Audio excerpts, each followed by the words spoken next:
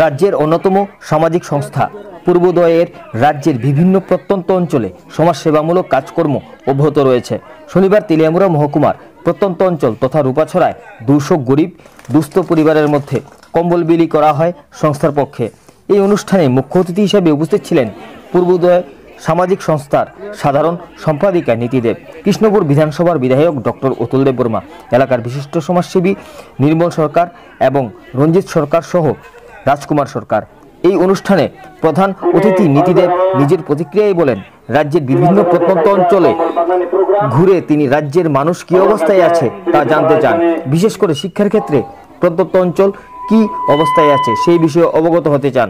তার সাথে সংস্থার মাধ্যমে প্রত্যন্ত অঞ্চলের বসবাস করা গরিব দুস্থদের সামান্য সাহায্য করার অভিপ্রায় রয়েছে বলে অভিমত নীতি দেবী।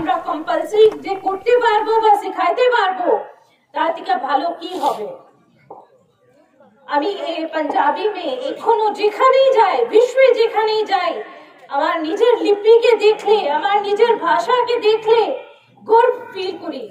যখন আমি হাইওয়েতে যাই, আমার পাঞ্জাবের ট্রাকগুলি এসে ট্রাকের উপরে যখন গুরুমুখী লিপিতে লেখা থাকে, আমি পড়লে খুব খুশি হয়ে যাই। এটা নিজের ভাষার জন্য টান, সংস্কৃতির জন্য টান, হেরিটেজ জন্য টান।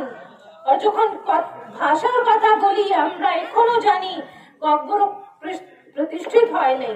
তো আমি ডক্টর অতুল দেব বর্মাজির খুব বড় যোগদান রয়েছে ককবরক ভাষার জন্য। আমি চাই যে এই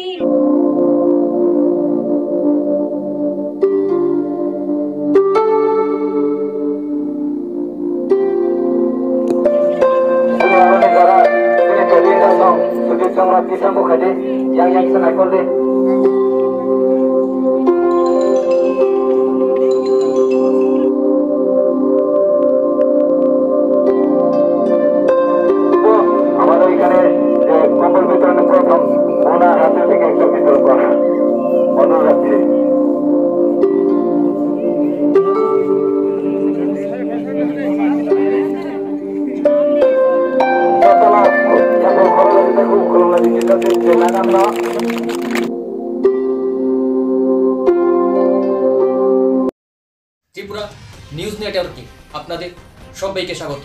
এই মুহূর্তে আপনাদের সঙ্গে রয়েছি ব্রতিন। আমাদের চ্যানেল দেখতে পারবেন ইউটিউবেও, গিয়ে সাবস্ক্রাইব করুন আমাদের YouTube channel Tripura news network.